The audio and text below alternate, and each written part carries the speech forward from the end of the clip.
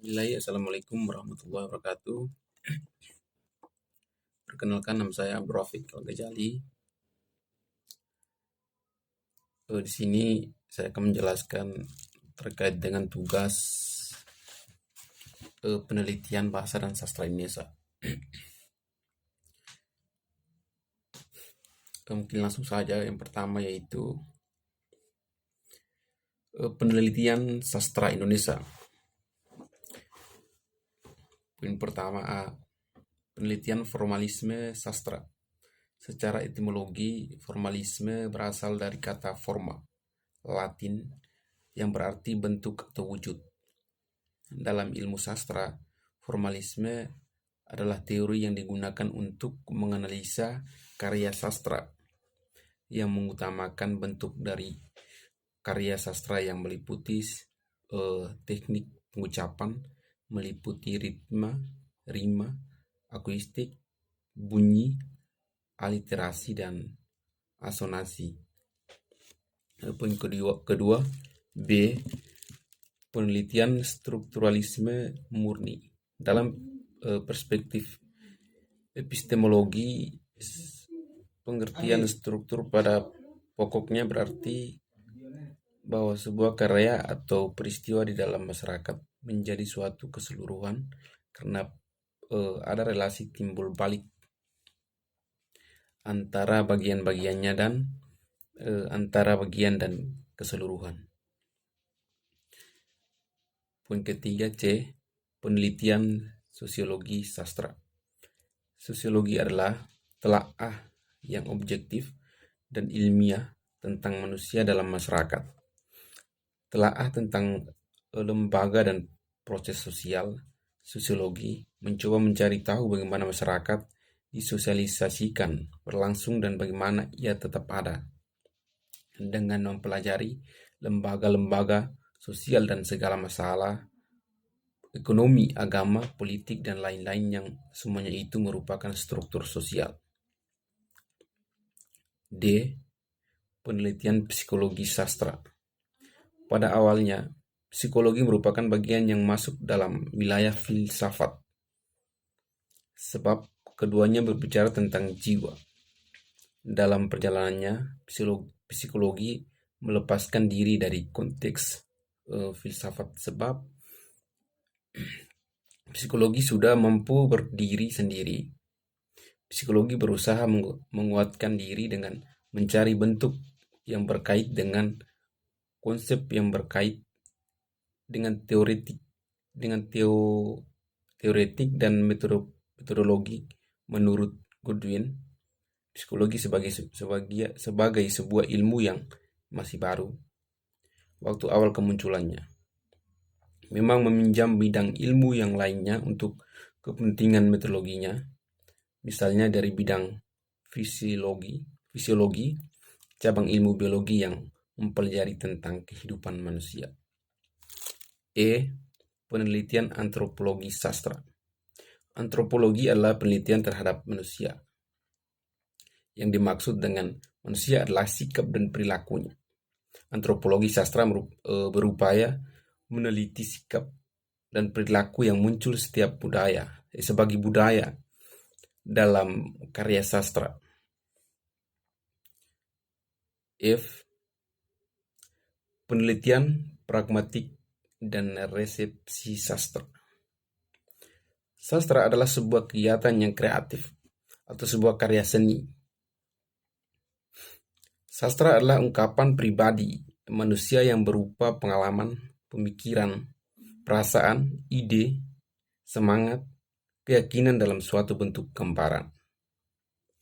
G. Penelitian feminisme sastra. Feminisme yang berasal dari feme, woman, berarti perempuan tunggal yang berfungsi untuk memperjuangkan hak-hak kaum perempuan. Sebagai kelas sosial, tujuan dari feminis ini adalah keseimbangan interrelasi gender. Feminis merupakan gerakan yang dilakukan oleh kaum wanita untuk menolak segala sesuatu yang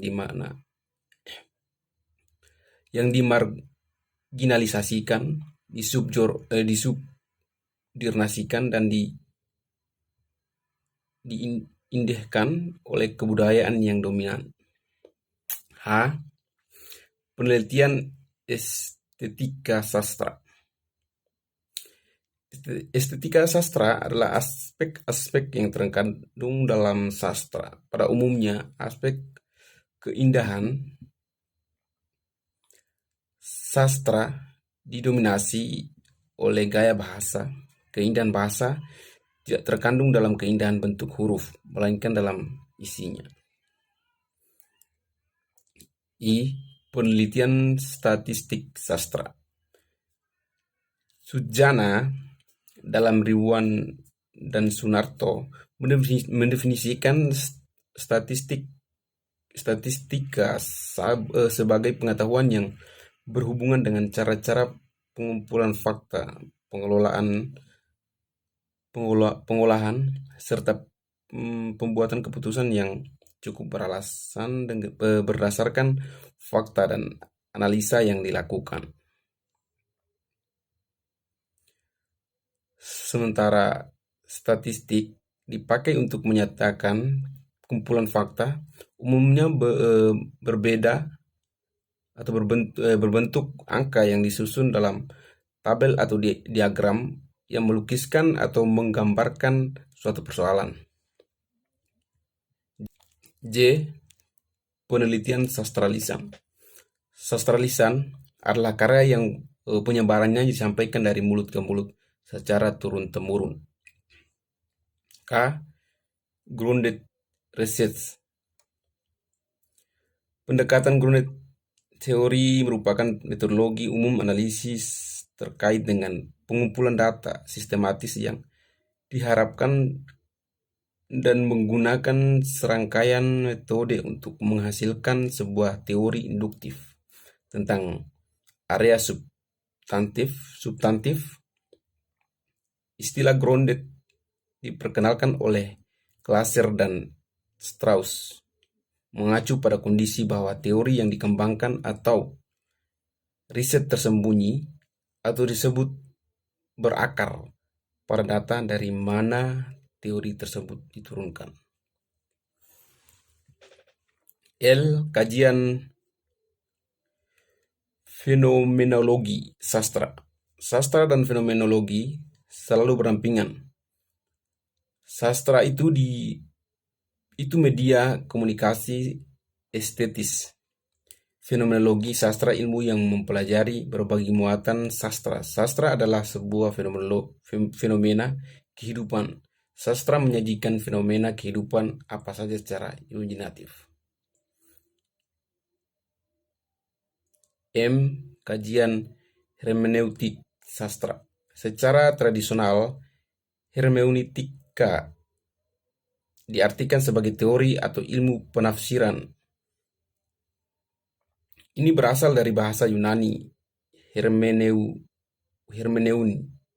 yang berarti menafsirkan atau menerjemahkan sesuatu ke dalam bahasa seorang atau dapat berarti memberikan ekspresi kepada atau pada yang lain. Dikatakan juga ia berasal dari kata hermeneutiko dengan pengertian yang mirip.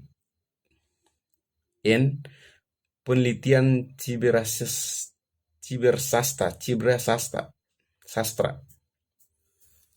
Istilah ciberasastra dapat dirunut dari asal kata ciber. Dalam bahasa Inggris tidaklah berdiri sendiri melainkan terjalin dengan kata lain seperti cyberspace, cyberpass, cybernet, dan cybertik.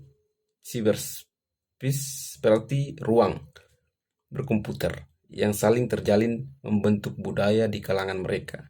Cybernet berarti pengendalian proses menggunakan komputer. Cybertik berarti mengacu pada sistem kendali otomatis, baik dalam sistem komputer maupun jaringan saraf. Mungkin itu saja dari saya. Kurang dan lebihnya mohon maaf. Bila itu Wassalamualaikum warahmatullahi wabarakatuh.